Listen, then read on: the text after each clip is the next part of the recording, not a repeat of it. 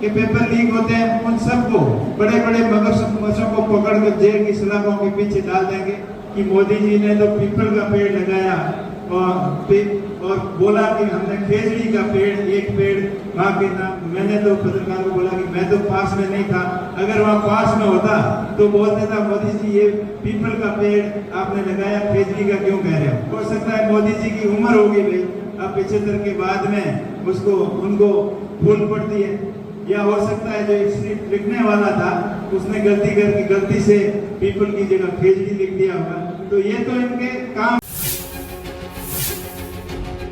या पूरे देश की बात करें, जो डबल इंजन की सरकार हमेशा बड़े बड़े वादे करती है, बड़े बड़े खोखली घोषणाएं करती है, और सत्ता में आने से पहले ये कह रही थी कि हम तमाम प्रकार के पेपर माफियाओं को, हम जो भी भर्ती के पेपर लीक होते हैं उन सबको बड़े बड़े मगरमच्छों को पकड़कर जेल की सलाखों के पीछे डाल देंगे। आज उन्हीं की डबल इंजन की सरकार है, लेकिन आए दिन पेपर लीक हो रहे हैं। नीट की पेपर का मामला हो, अभी कल अखबार के अंदर आया था एलडीसी पे भर्ती परीक्षा का जैसलमेर के अंदर पेपर लीक हो गया, और उसको किस प्रकार से दबाने का प्रयास किया जा रहा है। खुलेआम परीक्षार्थी कह रहे हैं कि खिड़की के अंदर से पेपर बाहर फेंका गया और वहां से सॉल्व करके पेपर अंदर दिया गया, और उसके अंदर अपने लोगों को फायदा पहुंचाने के लिए एक सुनियोजित तरीके से एक लोगों की वहां ड्यूटी लगाई गई, और किसको फायदा पहुंचाना है उसके तहत उन्होंने अपने आदमियों को एडजस्ट करने के लिए बीजेपी के नेताओं की सह पर ऐसे पेपर हर जगह पर लीक कराए जाते हैं। लेकिन मैं दावत देता हूँ उन परीक्षार्थियों की जिन्होंने हिम्मत करके इस मामले को उजागर किया, बाकी ऐसे सैकड़ों मामले होते हैं वो दबा दिए जाते हैं। तो आए दिन पेपर लीक हो रहे हैं, महंगाई बढ़ रही है, बेरोजगारी बढ़ रही है। जो 2 करोड़ नौकरियों का दावा करने वाले आज ये सलाह दे रहे हैं कि चाय की होटल खोल के और पकोड़े बना के आप रोजगार कर। आज संविदा के ऊपर ज्यादातर नौकरियां संविदा के ऊपर ले रहे हैं, और प्रधानमंत्री जी ने तो कमाल ही कर दिया, यहाँ रिफाइनरी का उद्घाटन करने के लिए आए। पहले तो ये बताया कि पूर्ववर्ती सरकार की वजह से ये रिफाइनरी लेट हुई, और आप सबको पता है कि पूर्ववर्ती सरकार के अंदर ही रिफाइनरी का 80% से ज्यादा काम हुआ है। मैंने लोकसभा के अंदर क्वेश्चन लगाया कि अपनी रिफाइनरी कब शुरू होगी, कब शुरू हुई थी और कितना खर्चा हुआ, कब तक पूरी हुई। तो उसका स्पष्ट जवाब आया लिखित में लोकसभा की तरफ से कि 80% काम पूरा हो चुका है, और कोविड की वजह से रिफाइनरी का काम थोड़ा लेट हो गया। तो जनवरी 2025 के अंदर इसका इनॉग्रेशन कर देंगे।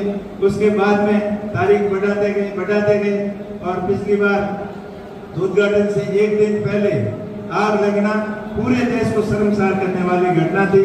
कहाँ तो हम चांद पे जाने की बात करते हैं, कहाँ तो हम विकसित भारत की बात करते हैं, और एक देश की आधुनिक टेक्नोलॉजी की रिफाइनरी जो उद्घाटन से एक दिन पहले उसके अंदर आग लग जाना कई कमियों को उजागर करता है। और उसके बाद भी जैसे तैसे करके मोदी जी ने बोला कि मेरी इज्जत का सवाल है, इसको जल्दी शुरू कराओ। तो कई प्रोसीजर को बाईपास करके, जहां आग लगी थी उससे उन प्रोसीजर को बाईपास करके जैसे तैसे करके अभी इसका इनॉग्रेशन अभी किया है। लेकिन दोष कांग्रेस पार्टी को देना, अगर आपकी सरकार थी 2013 के अंदर जब रिफाइनरी का शिलान्यास हुआ, उसके बाद में केंद्र और राज्य के अंदर दोनों जगह बीजेपी की सरकार थी, और बीजेपी की सरकार ने जानबूझकर इस प्रोजेक्ट को डिले किया, लेट किया, और 2018 का जब चुनाव वापिस नजदीक आए तब जाके इसका दोबारा से शिलान्यास करने के लिए आए। और वो तो धन्यवाद दूंगा पूर्ववर्ती सरकार को कि उन्होंने प्रयासों से ये रिफाइनरी आज इस रूप के अंदर आई, और इसके अंदर जो भी ज्यादातर काम हुए, कोविड नहीं आता तो हो सकता पहले भी ये रिफाइनरी का इनॉग्रेशन हो जाता। लेकिन हमेशा इनका दूसरों के ऊपर दोष गढ़ने का काम रहता है। अब एक पत्रकार ने मेरे को पूछा कि मोदी जी ने तो पीपल का पेड़ लगाया और बोला कि हमने खेजड़ी का पेड़ एक पेड़ वहाँ के नाम खेजड़ी का पेड़ लगा के खेजड़ी के संरक्षण की शुरुआत की है, कि ऐसा कैसे हुआ। तो मैंने तो पत्रकार को बोला कि मैं तो पास में नहीं था, अगर वहाँ पास में होता तो बोलते था मोदी जी ये पीपल का पेड़ आपने लगाया, खेजड़ी का क्यों कह रहे हो। और हो सकता है मोदी जी की उम्र होगी भाई, अब 75 के बाद में उसको उनको भूल पड़ती है, या हो सकता है जो स्क्रिप्ट लिखने वाला था उसने गलती करके गलती से पीपल की जगह फेजली लिख दिया होगा। तो ये तो इनके काम है, हर बात दूसरों के ऊपर दोष बढ़ना।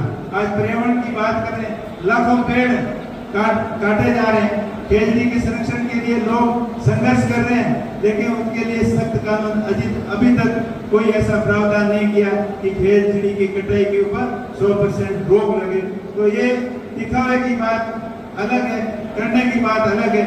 हरदीप पुरी जी वहाँ मंच से कह रहे थे कि पूरे विश्व के अंदर पेट्रोलियम प्रोडक्ट के दाम बढ़ गए, लेकिन हमने दाम बढ़ाए नहीं। अरे आपने जो 95 रुपए से लेकर 120 रुपए तक का पेट्रोल कर दिया, 20-25% आपने रेट बढ़ा दी, और उसके बाद में अभी जिस बेस रेट थी वो $70 प्रति बैरल से कम अभी क्रूड का रेट आ गया, तो भी आपको बढ़ी हुई रेट लिए बैठे हो, लोगों की जेब के ऊपर धक्का डाल रहे हो। ये लोग आने वाले समय में नहीं भूलेंगे। चाहे रसोई गैस की बात हो, चाहे कॉमर्शियल गैस की बात हो, कॉमर्शियल गैस के तो आपने दाम 2 गुना से ज्यादा कर दिए। तो ये दिखावटी बातें अलग करते हैं, और हकीकत में जनता को राहत पहुंचाने का इनका कोई मकसद नहीं है। इनका सिर्फ और सिर्फ एक ही मकसद है कि धर्म और संप्रदाय की बात करके लोगों को आपस में उलझा के रखो और अपना आप सत्ता के अंदर काबिज कैसे बने, इस नीति के ऊपर चल रहे हैं। लेकिन मैं आपको भरोसा दिला रहा हूँ कि पूरे देश की जनता अब समझ चुकी है, इनकी इस नीति के अंदर, इनकी एक बहकावे के अंदर नहीं आने वाली है।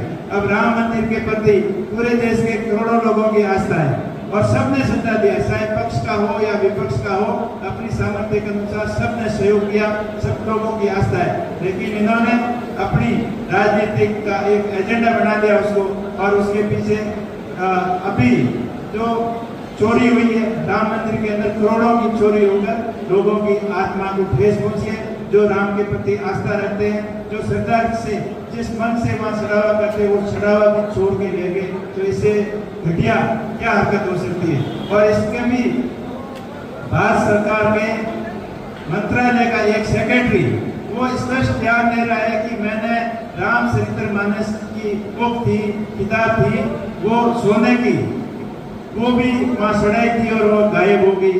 तो इससे बड़ी दुर्गति इनकी क्या हो सकती है। और कार्रवाई के नाम पर छोटे जो कर्मचारी है उनके ऊपर कार्रवाई करके लीपापोती करना चाह रहे हैं। बड़े जो साजिश करता है, जो बड़े जो चंदे के अंदर हेराफेरी की करोड़ों अरबों रुपए का, उनके प्रति कुछ नहीं करने वाले। तो ये खाली धर्म और संप्रदाय के नाम पर गुमराह करके और देश की जनता को गुमराह करना चाहते हैं। तो इनसे सावधान होने की जरूरत है। अब समय आ गया, पार्टी को मजबूत करो। कांग्रेस पार्टी की विचारधारा जन जन तक, घर घर तक, ठाणी ठाणी तक पहुंचानी है और पार्टी को मजबूती प्रदान करनी है। और आने वाले समय में राजस्थान में और केंद्र के अंदर कांग्रेस की सरकार कैसे बने, इसके लिए प्रयत्न करना है। साथ ही साथ अभी इस क्षेत्र के अंदर एजुकेशन के अपने के अंदर कमी रही है, उसको अपना सहयोग से कैसे पूरा कर सकें। सरकार ने तो पिछली बार झालावाड़ के अंदर एक स्कूल की छत गिरने से 7 स्कूल के बच्चों की मौत हो गई, उससे कोई सबक नहीं लिया। रिपेयरिंग के नाम पर 550 करोड़ रुपए इन्होंने खर्च कर दिए, लेकिन स्कूलों की हालत वैसी की वैसी बनी हुई है। तो अपने को सतर्क रहने की जरूरत